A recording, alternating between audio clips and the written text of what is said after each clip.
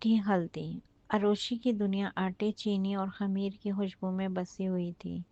وہ شہر کے سب سے مشہور بیکری سویٹ اسپاٹ میں کام کرتی تھی۔ اس کے بنائے ہوئے کیک، بسکٹ، کوکیز، ذائقے کے چرچے پورے کالج میں تھے۔ اروشی کا ایک اصول تھا، زندگی میں سب کچھ صحیح درجہ حرارت، صحیح ناپ تول ہونا چاہیے، جیسے بیکنگ میں ہوتا ہے۔ لیکن اس کی پرسکون زندگی اس وقت بگڑ گئی جب ایک نیا گاہک کبیر بیکری میں داخل ہوا۔ کبیر ایک آرٹسٹ تھا۔ وہ روز صبح اپنی کافی ڈونٹ لینے آتا تھا، مگر ہر بار کوئی نہ کوئی غلطی کر بیٹھتا۔ کبھی چینی کی جگہ نمک اٹھا لیتا، کبھی دروازے سے ٹکرا جاتا، کبھی اپنا نام ہی بھول جاتا۔ اروشی کو اس کی ان حرکتوں سے جھنجھلانے لگی تھی۔ وہ سوچتی تھی، یہ آدمی ہے یا چلتا پھرتا حادثہ۔ ایک دن معاملہ بگڑ گیا۔ کبیر نے غلطی سے اروشی کی خفیہ ریسیپی والی نوٹ بک پر پانی گرا دیا۔ اروشی غصے سے کانپ اٹھی اور بولی، آپ ہمیشہ سب کچھ خراب کیوں کر دیتے ہیں؟ زندگی بیکنگ نہیں کہ ایک غلطی ہو جائے دوبارہ کر لیں۔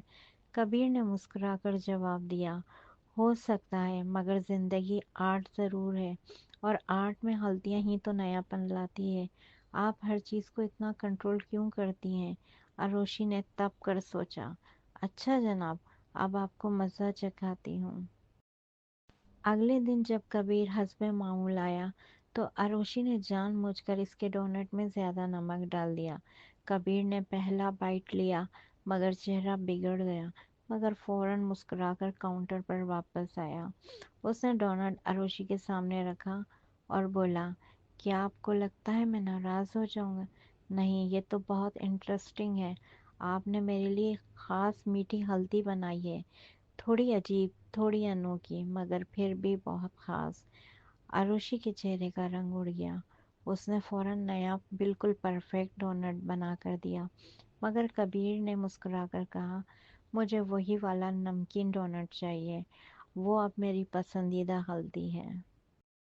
اس دن کے بعد کبیر کا آنا کم نہ ہوا، بلکہ وہ اروشی کو دکھانے لگا، زندگی میں تھوڑی سی گڑبڑ بھی بہت حسین ہو سکتی ہے۔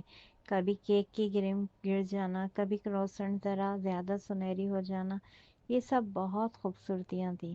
اروشی نے محسوس کیا، پیار میں ہر چیز کو صحیح وقت پر لانے کی بجائے انہیں قبول کر لینا زیادہ میٹھا ہوتا ہے۔ ایک صبح اروشی نے کبیر کے لیے خاص دل کی شکل کا نمکین ڈونٹ بنایا۔